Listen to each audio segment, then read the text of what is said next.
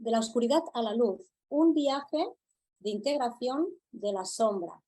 Es licenciada en psicología, hipnoterapeuta y terapeuta holística y transpersonal.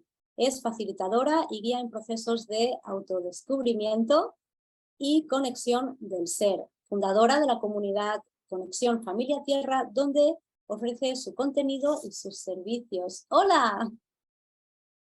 Hola Aurora, ¿qué tal? Gracias por invitarme al espacio y presentarme también. A ti, muchísimas gracias por estar aquí con nosotros. Bueno, de la oscuridad a la luz, un viaje de integración de la sombra. Pues ¡Wow! allá Son palabras que vamos. normalmente nos asustan un poquito. Sí, además he preparado yo creo que cosas interesantes, un recorrido bastante completito, teórico, pero con pinceladas prácticas también para que la gente pueda autoobservarse. Perfecto. Así que allá vamos. Bueno, queridísimo aquelarre, os dejo con Shan de Conexión Familia Tierra. Nos vemos a la vuelta. De la oscuridad a la luz, un viaje de integración de la sombra. Es licenciada en psicología, hipnoterapeuta y terapeuta holística y transpersonal. Es facilitadora y guía en procesos de autodescubrimiento y conexión del ser. Fundadora de la comunidad Conexión Familia Tierra, donde ofrece su contenido y sus servicios. ¡Hola! Hola Aurora, ¿qué tal? Gracias por invitarme al espacio y presentarme también. A ti, muchísimas gracias por estar aquí con nosotros. Bueno, de la oscuridad a la luz, un viaje de integración de la sombra. Pues ¡Wow! allá Son palabras que vamos. normalmente nos asustan un poquito. Sí, además he preparado yo creo que cosas interesantes, un recorrido bastante completito, teórico, pero con pinceladas prácticas también para que la gente pueda autoobservarse. Perfecto. Así que allá vamos. Bueno, queridísimo aquelarre, os dejo con Shan de Conexión Familia Tierra. Nos vemos a la vuelta. Muy bien. Yo creo que aquí se ve la pantalla completa. Pues vamos a empezar. Mi ponencia de hoy se llama De la oscuridad a la luz, un viaje de integración de la sombra. Bueno, como veis, he usado este fondo negro, que me parecía una propuesta un poco arriesgada, pero lo he hecho así porque quiero simbolizar ese inconsciente profundo, donde cuando uno se va sumergiendo en él, pues aparece esa falta de luz o esa aparente falta de luz, pero como incluso en la máxima sombra siempre hay un poquito de luz. Así que vais a ir viendo estos fondos que yo creo que dan buen contexto a la ponencia de hoy. Alguien me dijo una vez en una meditación esta frase que os quiero compartir para empezar. No temas a tu oscuridad, porque tan grande como es tu sombra, es también tu luz. Comprender ambas partes de ti y saber navegar igual de bien en ambas forma parte del camino de la integración de la dualidad y por tanto de la trascendencia. Bueno, voy a intentar humildemente en el día de hoy presentaros varias propuestas para que cada uno de vosotros y vosotras que estáis hoy escuchando tengáis un pasito más en este camino de autoobservación de la sombra y de hacer ese gran trabajo de convertir el carbón de las oscuridades en diamantes puros y brillantes. Allá vamos. Lo primero, ¿qué es la sombra? Bueno, la sombra a nivel psicológico es la parte no iluminada del ser humano. Está representada en la parte inconsciente de la mente. Y como veis, aquí en el dibujito, muchas veces se representa como un lugar oscuro al que se llega mediante un caminito que baja a las profundidades. La sombra, por definición, es oscura, parece que es algo no iluminado, y cuando trabajo con las personas para hallar su sombra, se representa así de forma universal. O bien unas escaleritas que bajan a un sótano, también puede ser como el fondo marino, una cueva de las profundidades. Siempre suele ser algo que está bajo tierra y que no tiene mucha iluminación en principio. En la sombra se guarda lo que no se puede ver por uno mismo, porque son esas partes no iluminadas, como he dicho. No se quiere ver, o sea, aun sabiendo que se tiene, igual se prefiere ni siquiera ver porque es demasiado complicado. O también se guarda lo que se quiere ocultar a los demás, O sea, puedes tener bien claro una parte de ti que no te gusta mucho, pero lo que quieres es que los demás no te la reconozcan, no te la vean. Y por último, aquello que duele tanto que es difícil de mirar. Aun sabiendo que esté, puede doler tantísimo que a veces por eso algunas personas necesitan compañía para bajar a estas oscuridades, ¿no? Y otras muchas pues pueden solas. Ahora vamos a ir viendo también todos los contenidos de la sombra para que os vayáis haciendo una idea. Tipos de sombra. He dividido dos grandes áreas de tipos de sombra. La sombra del inconsciente individual y la sombra del inconsciente colectivo. Me parece interesante hacerlo así porque aunque tengan componentes parecidos, también es verdad que hay algunas cosas individuales de cada uno de los dos lados. Cuando yo hablo de la sombra del inconsciente individual, estoy hablando de esas vivencias personales que tenéis cada uno de vosotros. Vivencias de vuestra propia historia personal, donde ha habido sucesos complicados, donde ha habido formas de personalidad que os han hecho sufrir o vínculos con personas cercanas que ha sido complicado resolver. Entonces todo eso que se convierte en dolor pues se viene al inconsciente individual y se convierte en sombra.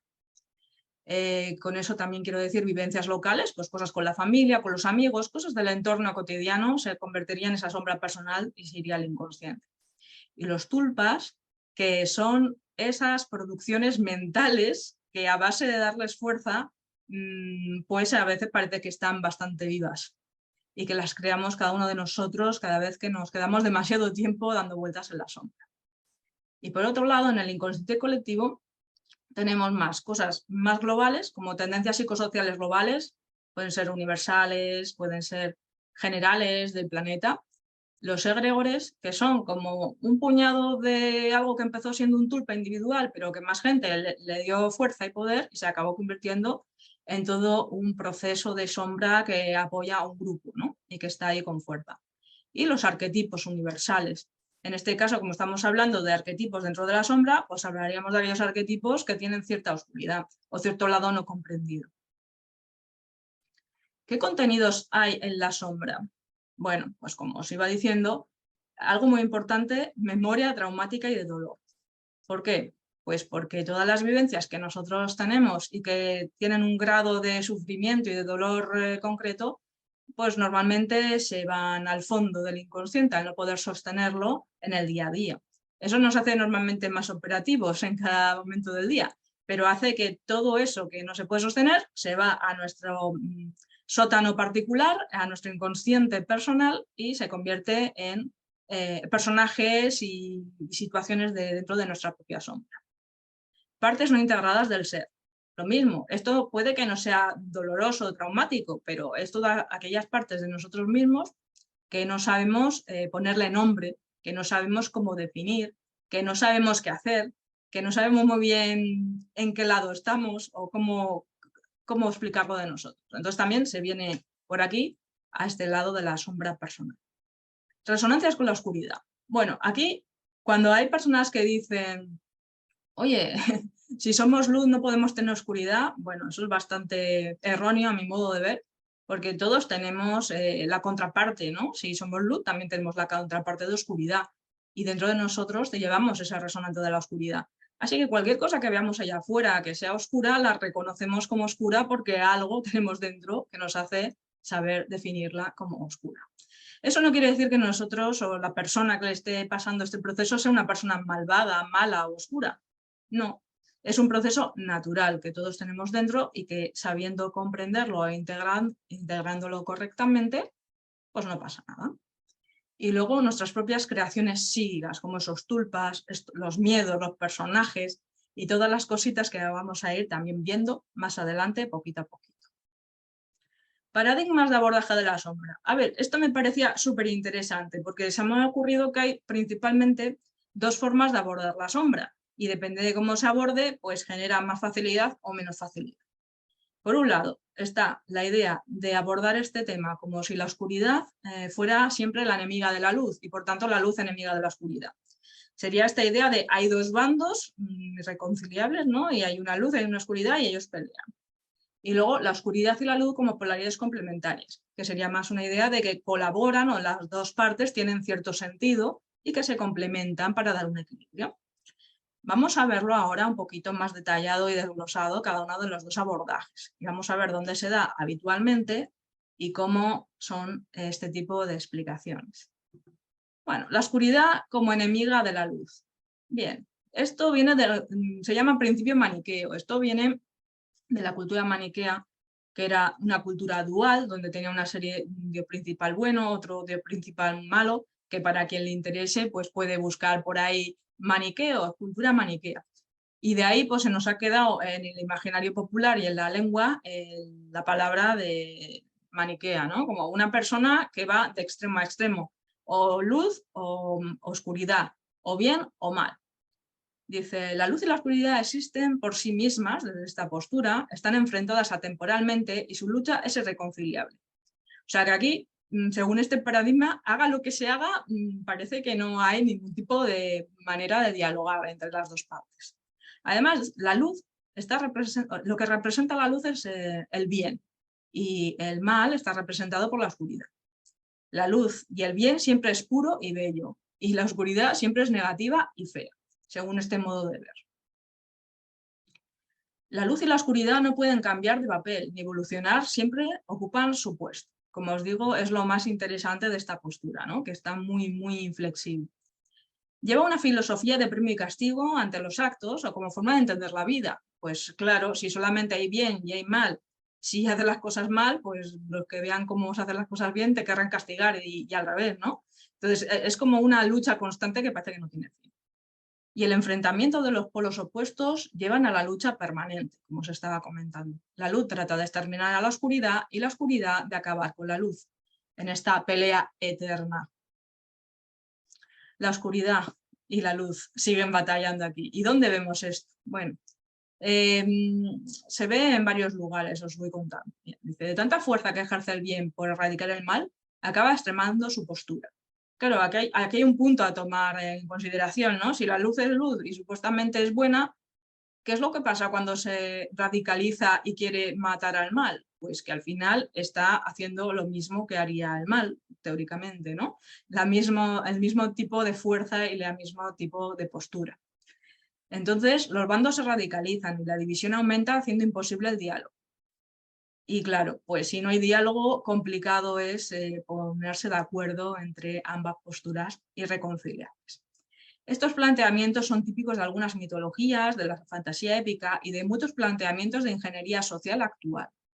Bueno, aquí en fantasía épica he puesto por ahí una fotito del Señor de los Anillos, del Retorno del Rey, porque es una de las obras épicas donde mejor se ve, tanto en la literatura, en los libros de Tolkien como en las películas, mejor se ve esta idea de la oscuridad contra la luz y la luz contra la oscuridad como dos arquetipos súper separados, ¿no? Y que, como os decía, uno tiene que morir para que el otro tenga que vivir. Pero también os comento aquí ingeniería social. ¿Por qué? Porque en toda sociedad, si hay bandos dentro de la sociedad y hay dos posturas que son irreconciliables y que además están peleando entre sí, fuerzan a las personas a tomar un bando u otro y se pueden aplicar los principios que he dicho antes, de castigo, por ejemplo, o de premiar. Entonces, esto es muy importante de ver en esta forma de funcionamiento, en este paradigma. Vamos a ver en contraposición el otro paradigma, la oscuridad y la luz como polaridades complementarias. En toda luz hay algo de oscuridad y en toda oscuridad hay algo de luz. Bien, este es el típico símbolo del yin-yang y ahí eso es lo que explica. Oscuro, claro, parece que se complementa, tiene función una cosa con la otra.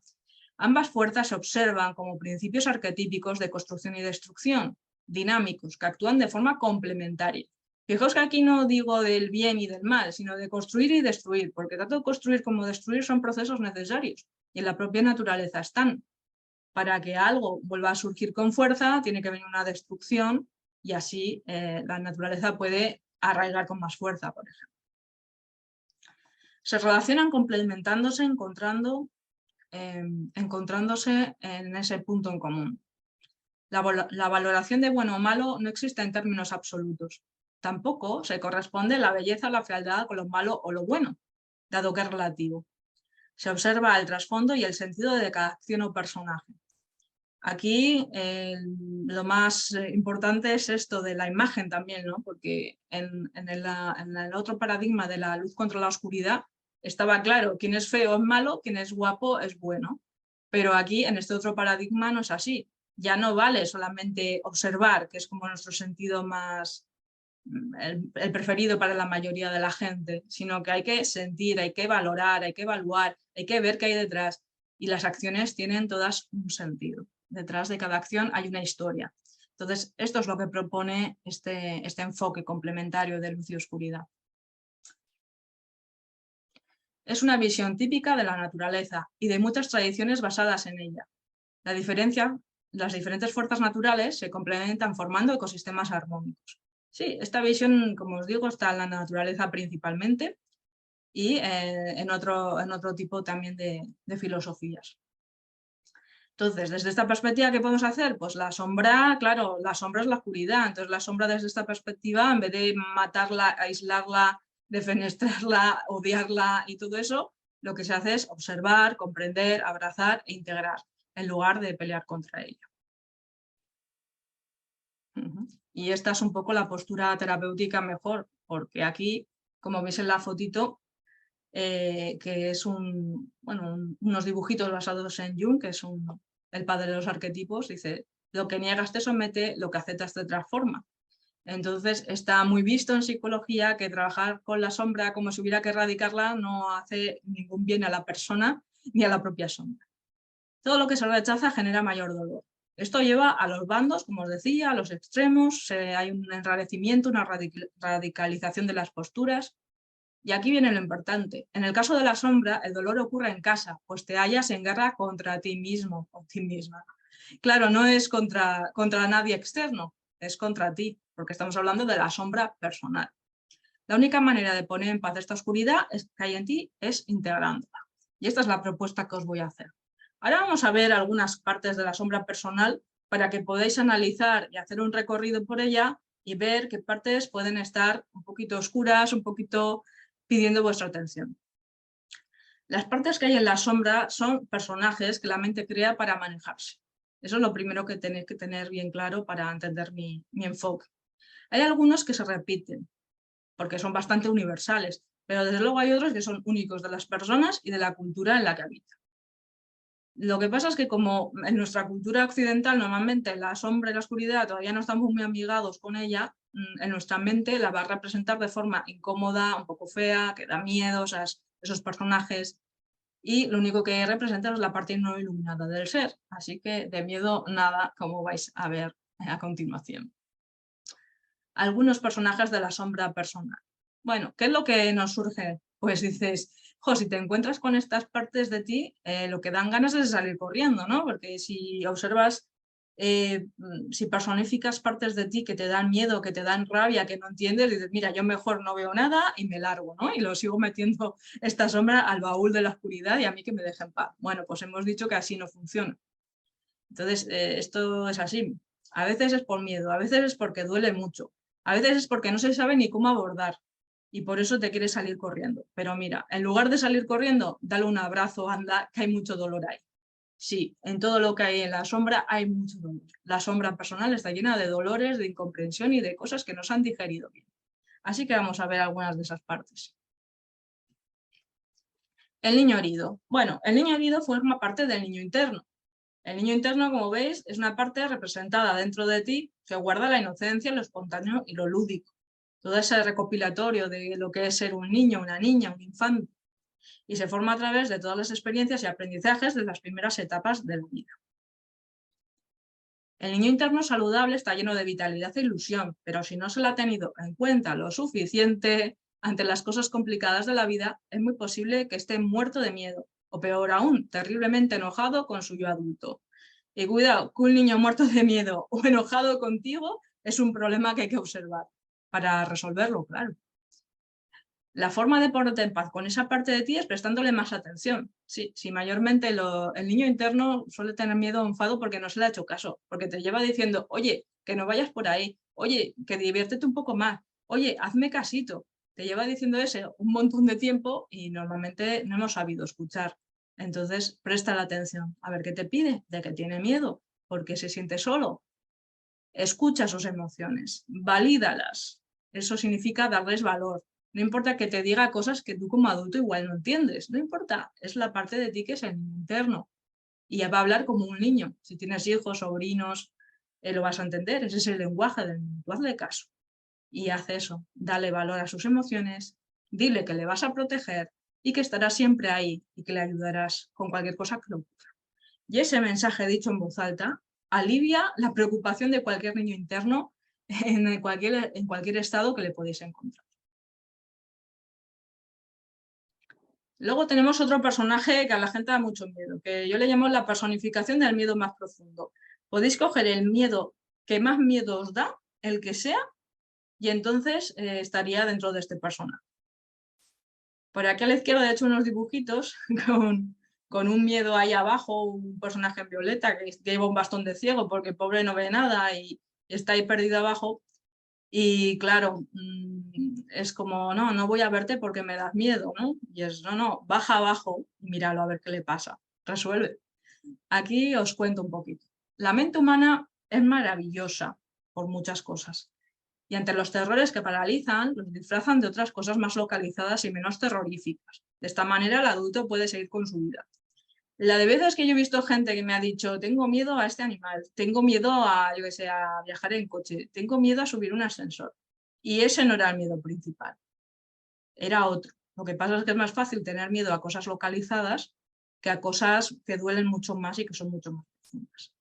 Así que hay que tener también un poco de valor, de bajar a ese sótano y descubrir. Pero el miedo no atendido se va al pozo de la oscuridad, como este miedo cegato, de ese subsótano más profundo, y a medida que nos enfrenta se va alimentando hasta formar una densidad que muchas personas perciben como una sombra de oscuridad.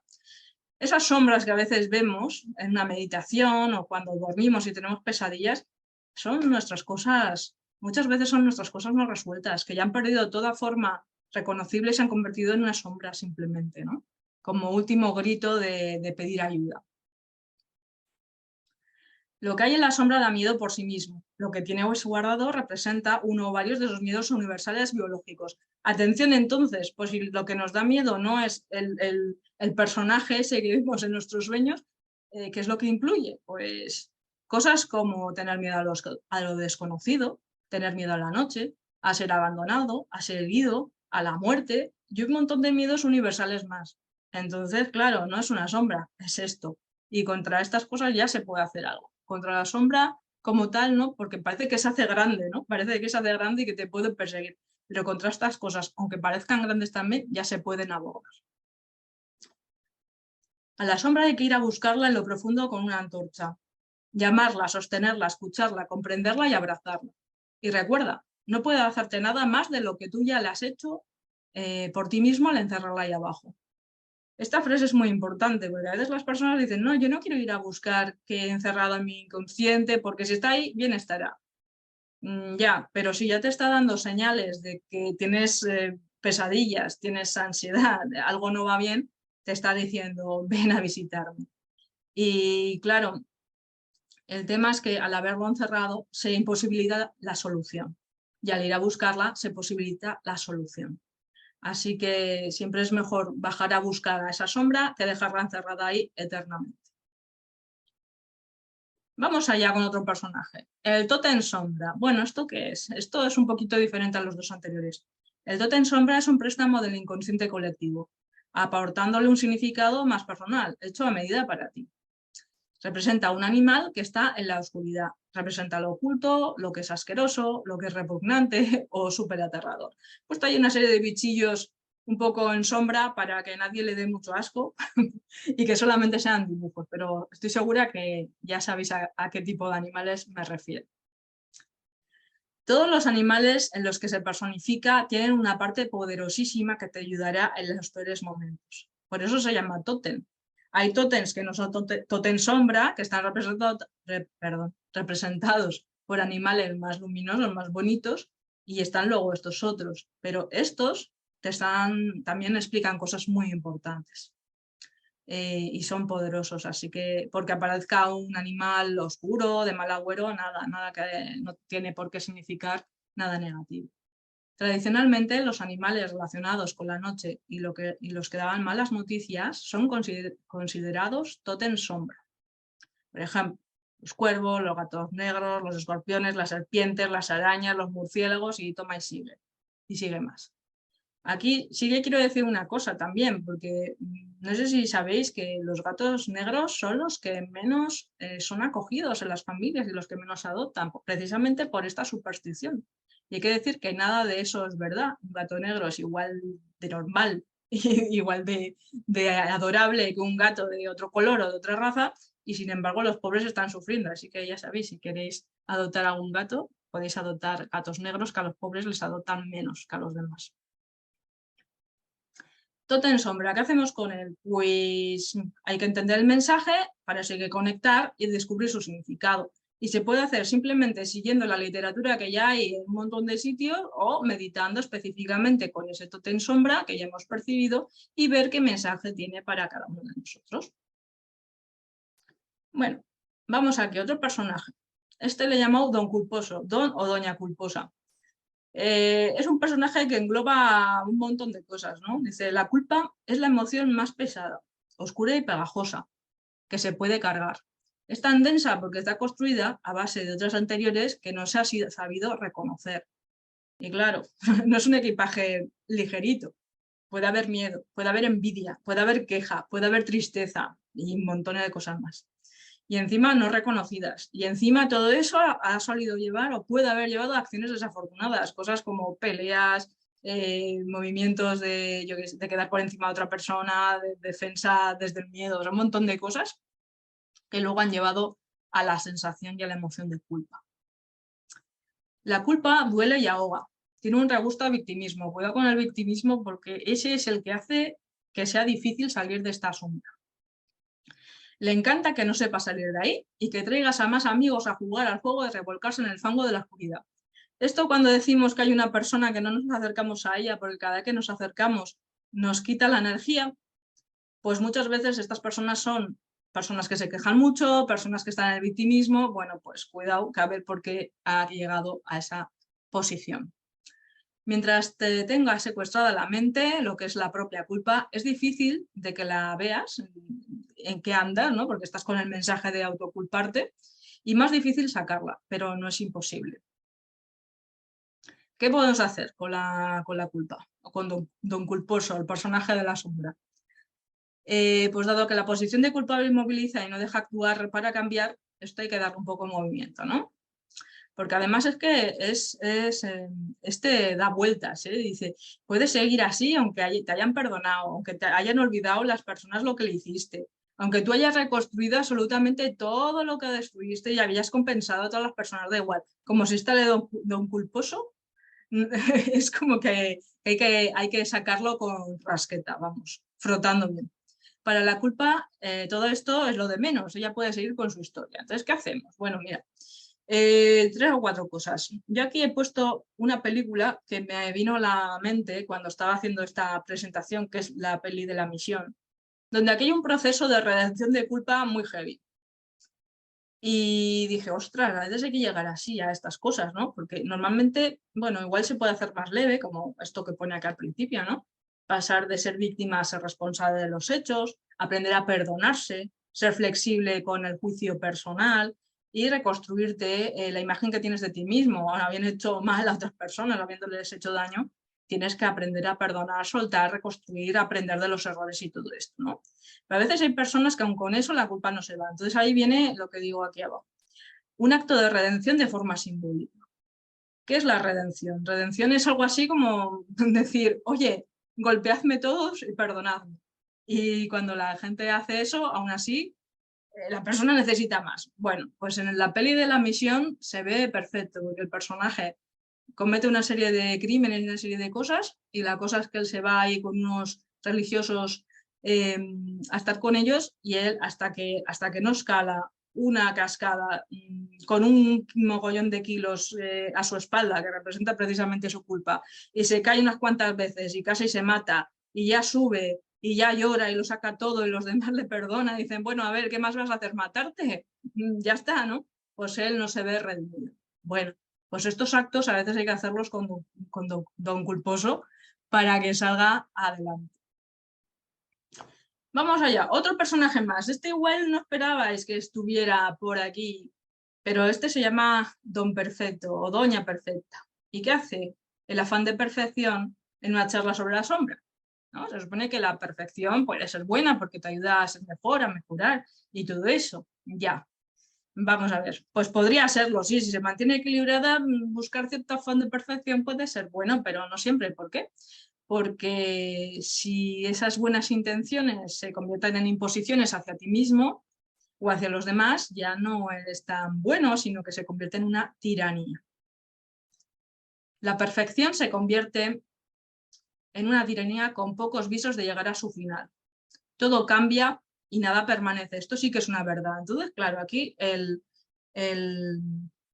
problema a resolver es cómo piensas hacer algo perfecto si nunca llegarás al final y hacerlo tal y como tú querías, porque como todo cambia y nada permanece, no hay un bien o un bien absoluto acerca de una tarea. Es imposible. Así que como nunca vas a llegar a esa versión, mejor aprende a verlo y rebaja esas expectativas. Hazlo bien, no extra bien, que te mueras en el intento, como en el mito de Sísifo y la piedra, que es este señor de aquí de la izquierda que estaba condenado en el Tártaro griego a subir esa piedra eternamente y cuando llegaba a la cima se le volvía a caer y así toda la eternidad. Pues así es Doña Perfección, siempre gastando un montón de tiempo para algo que ya estaba, o sea, ya está, o para trabajos que no tienen mucho sentido. Pero bueno, esta también nos encierra en la rueda del hámster, pum, pum, pum, seguimos, y lo que podemos ver cuando nos pasa esto es que podemos ser personas que no nos han dejado fallar con tranquilidad y que cuando hemos fallado no nos han dado una segunda oportunidad. Y por eso no hemos aprendido a fallar. Y por eso queremos hacerlo todo bien desde el principio. Y este comportamiento pues aparece en conductas competitivas, asustadizas, envidiosas. Y bueno, lo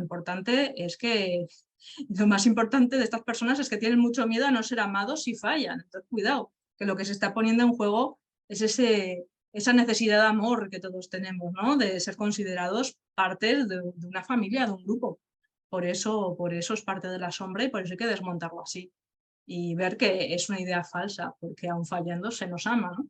Así que ya veis a quién hay que darle un abracito también, ¿no?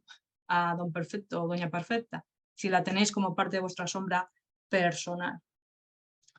Vamos a ver ahora.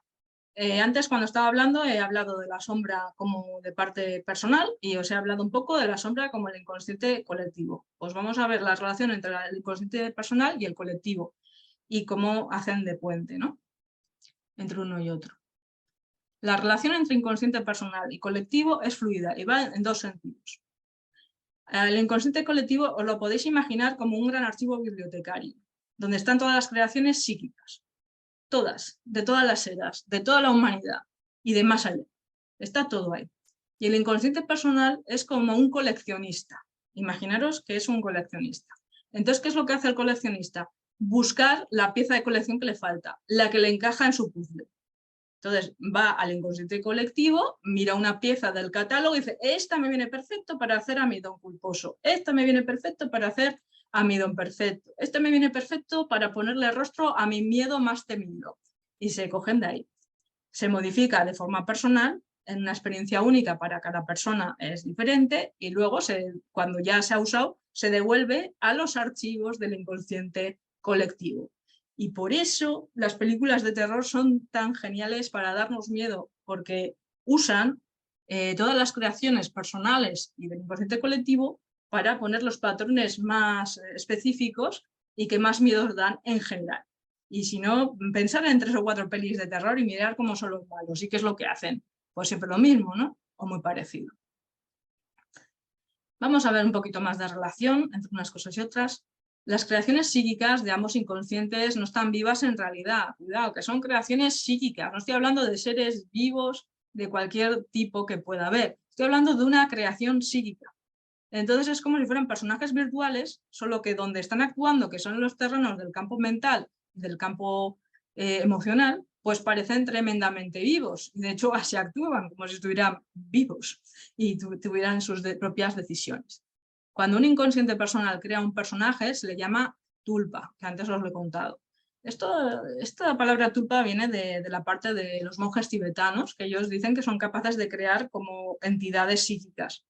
Pero cuidado, que a ver qué entidades psíquicas puede crear una persona. Se te puede venir a favor o a la contra.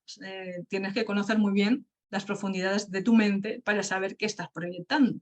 Aún así, bueno, de ahí viene la tradición de la parte tibetana.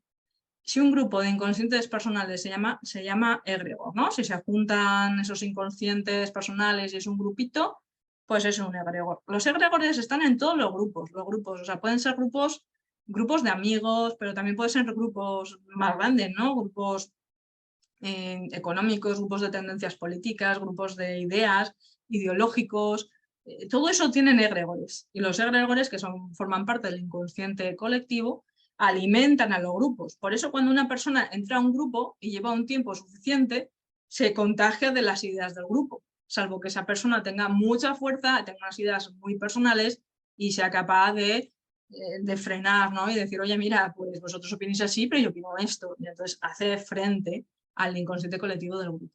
Y cuando lo crea el inconsciente colectivo se llama arquetipo, que son como muchísimo más universales. A la derecha he puesto 3 fotos. O sea, ¿quién no ha representado un miedo con una sombra? Pues yo creo que todo el mundo. O esta idea de las islas flotantes que aparecen en tropecientas películas, no solo porque son bonitas, sino porque hacen labor algún tipo de inconsciente colectivo que tenemos, por lo cual pensamos que eso está muy chulo, ese tipo de creaciones. O el tema del gran miedo a los seres enormes del agua, ¿no? Como las ballenas, un gran monstruo que venga de abajo y nosotros estemos arriba. Pues es otro miedo al inconsciente colectivo. Relación entre inconsciente y colectivo, pues seguimos. Dice, cada una de estas creaciones tiene más o menos fuerza, dependiendo de cuántas entradas de búsqueda tenga, cuántas personas creyeron e imaginaron con ello y le dieron su fuerza. Los tulpas, los egregores y los arquetipos son en sí mismos neutrales, aunque aquellos que surgieron de las profundidades de la sombra tienen su función. Y hacia qué se destinen va a depender las intenciones de quien lo use, ¿no? Se pueden usar favorablemente para el crecimiento y la armonía o para todo lo contrario. Esto es, como os digo yo, como los bisturís. Se puede usar para operar o para matar. Salvas una vida o la quitas. El inconsciente colectivo y lo que hay en la sombra colectiva y personal no es bueno ni malo, existe. ¿De qué va, hacia qué tendencia va? De la persona que lo use, de los grupos que lo use. Si quien los observa trabaja a su sombra y conoce el mundo de la psique y los planos emocional y mental, podrá valerse de estas herramientas para su propio desarrollo en armonía.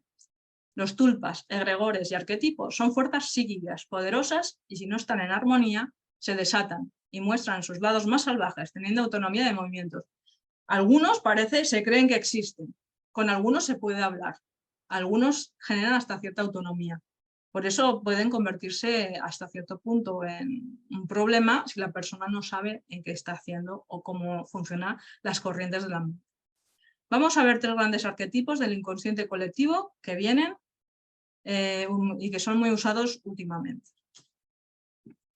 El poder y el control. A ver, el poder y el control a muchas personas les da un poco de mal rollo hablar sobre el poder. Bueno, pues el poder no tiene ningún problema en sí mismo. Es como el bisturí, lo mismo. El poder es como un bisturí. Depende para qué se use el poder, pues ayuda o no ayuda. Y el poder aquí yo lo explico de la forma más amplia. Poder entendido como fuerza física, como fuerza verbal, fuerza económica, fuerza sexual, para aplicar sobre los otros o sobre los recursos y ecosistemas. Cuando la búsqueda por el poder mira solamente hacia afuera y no hacia adentro, sino hacia lo exterior, y además no está bien cimentado en la sensatez ni en los pies en la tierra, enseguida empieza a convertirse en sombra, porque se pierde. El poder se puede perder si no tiene una buena ancla que lo sujete.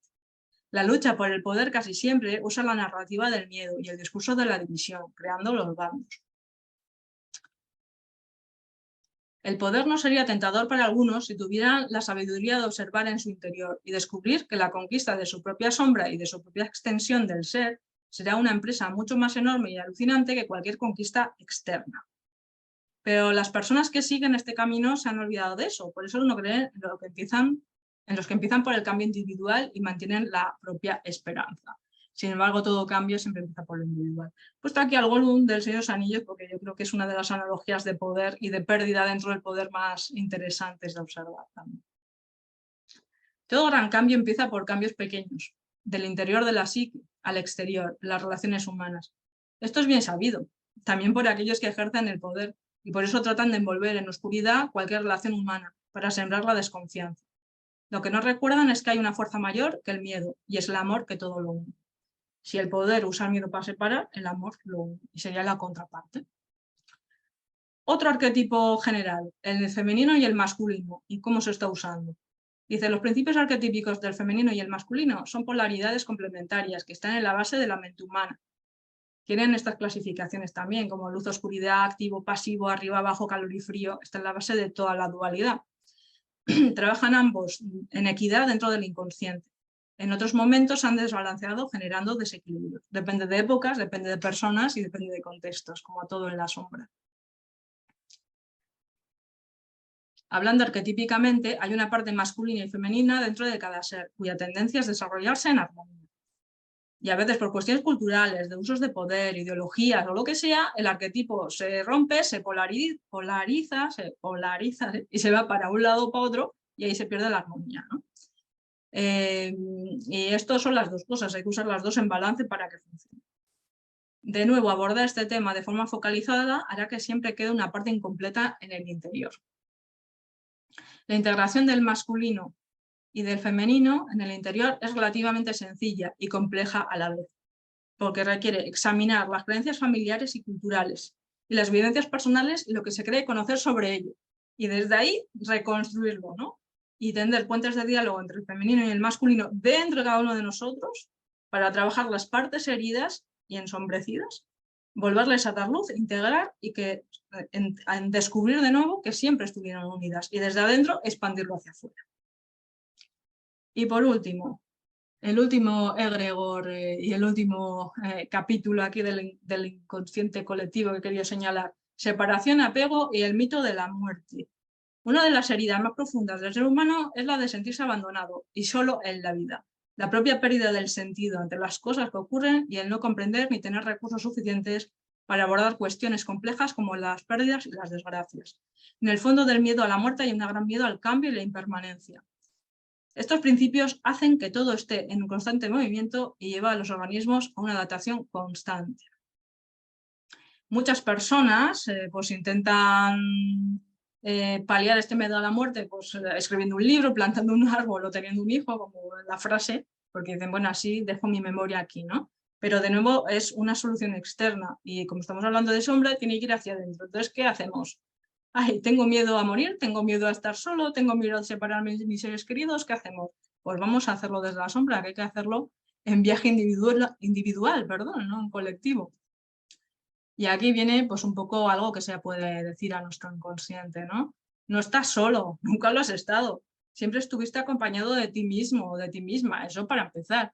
Y todas las partes de tu mismo ser, que son muchísimas. Desde ese gran sistema simbiótico que llamas cuerpo físico, que anda, que es una magia enorme biológica, que todas las células, que es un montón de organismos independientes, se hayan puesto de acuerdo y que funcione bien, desde ahí hasta todos los personajes de tu inconsciente personal, que están también en tu cuerpo emocional y el mental, hasta las partes de tu supraconsciencia conectada con lo divino. Entonces, estás solo o sola, ¿qué va? Aprende a conocerte, entra para adentro y mira toda la riqueza que tienes a tu alcance. Nunca estuviste ni solo ni sola. Y recuerda, eres conciencia y energía, y la energía nunca se destruye.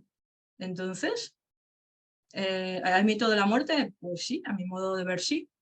¿Y hay separación? No, porque nunca estamos separados, siempre estamos unidos. Solo es una cuestión de cómo verlo y de cómo sentirlo, sobre todo. Los viajeros del trabajo de la sombra lo saben, porque lo experimentaron en el interminable diálogo consigo mismos y todo lo que son. Pero claro, aquí no me creas, experiméntalo tú, porque cada uno tiene que hacer su propio viaje. Y aunque yo hable, si tú no lo pruebas, no lo vas a comprender con tu propia experiencia. Bueno, ya hemos llegado al final de este viaje. Simplemente deciros que me podéis encontrar en redes sociales, donde tengo aquí en Facebook la página de Conexión Familia Tierra, el grupo de Facebook Guardianes de Gaia. En YouTube también tengo Conexión Familia Tierra, el canal. No hay muchas cosas subidas, pero bueno, iré subiendo más. Y en Instagram @Conexión Familia Tierra, donde también tengo más actividad. Aparte de todo eso que hago de manera pública, pues como también soy terapeuta, pues también ayudo en estos procesos de sombra y en otros procesos emocionales, procesos de autoconocimiento interior y un montón de cosas. Así que si tenéis cualquier consulta, me comentáis. Muchísimas gracias por asistir. Espero que todo esto os sirva y si tenéis dudas, bueno, pues en el turno preguntas y si no hay tiempo, pues me las dejáis escritas en comentarios o por mis redes sociales y yo os las voy a contestar. Hola, ya estoy aquí de vuelta. ¡Wow! Con la sombra, ¿no? ¡Uf! Y con el niño interior. Con el niño interior y todo, que al final digo, ostras, cada concepto de estos da para un monográfico. Bueno, Sí, son sí, pero pinceladitas. me gusta mucho cómo lo has tratado, que hayas creado como personajes, porque eso siempre ayuda mucho, ¿no? Te haces una historia en la cabeza y es todo mucho más fácil. Me ha gustado mucho. Gracias.